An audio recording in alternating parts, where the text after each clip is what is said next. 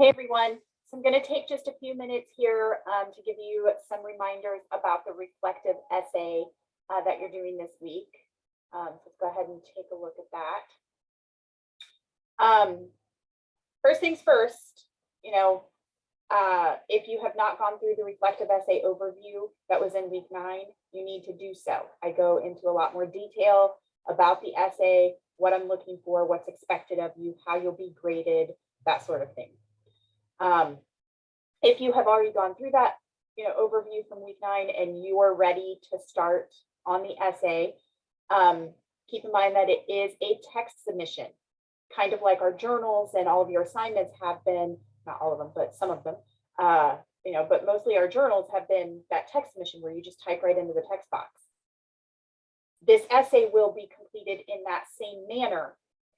So please keep in mind that you need to make sure that you are forming your paragraphs so that it's, I can clearly see you have an introductory paragraph, you have body paragraphs, you have a concluding paragraph.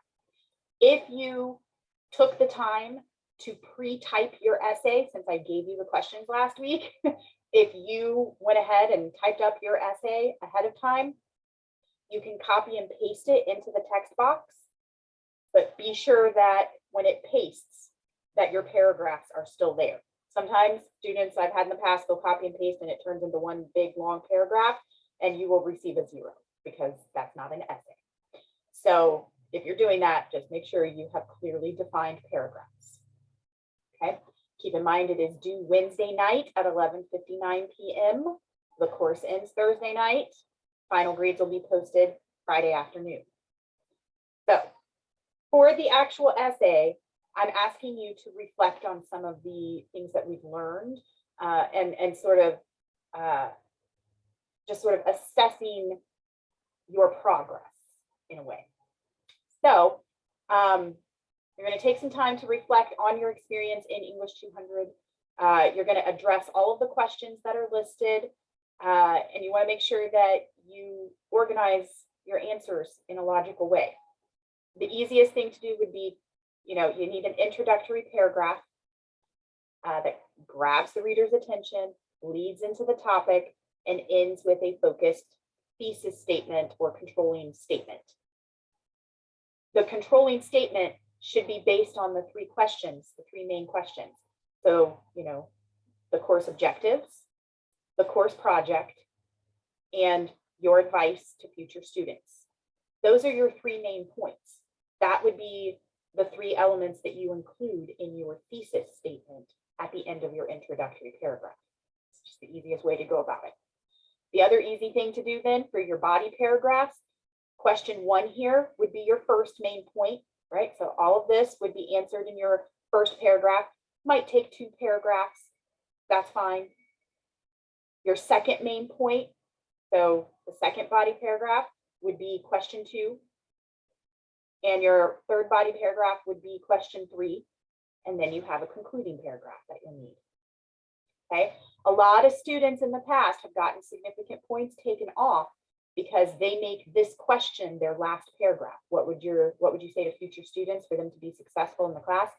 They make that their conclusion, and that's not right. This is supposed to be one of the main points, right? So you need an introductory paragraph with a controlling statement.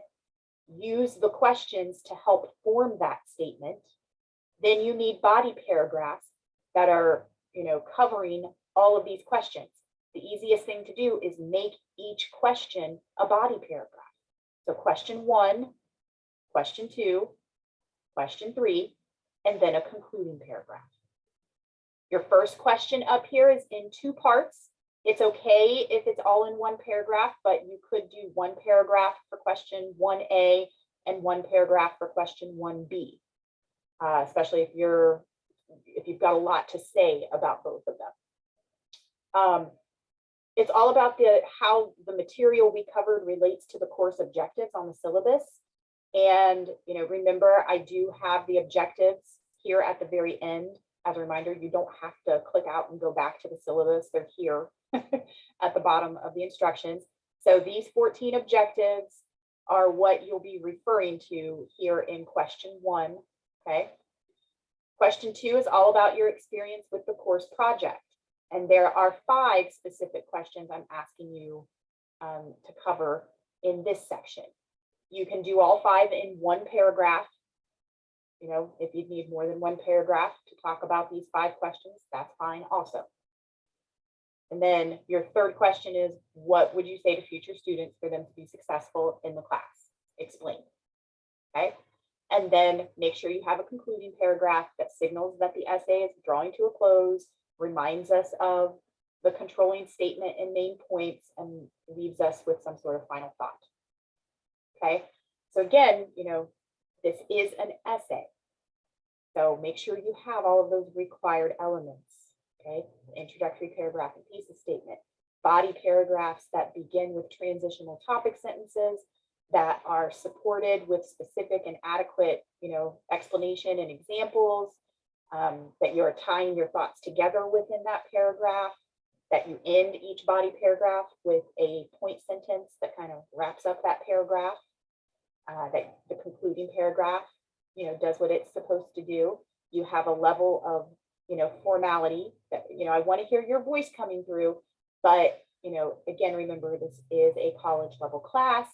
You don't want to be too casual. Make sure that you are proofreading, that you have as few grammar and mechanics and spelling errors. Think back to the lessons that, you know, I included in week 6. You know, sentence fragments, run-ons and comma splices, cliches and clutter words, modifiers, sentence combining, all of that. And then make sure that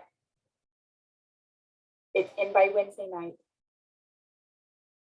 Make sure that, you know, you have looked at the rubric that I provided so that you can see exactly how you'll be graded.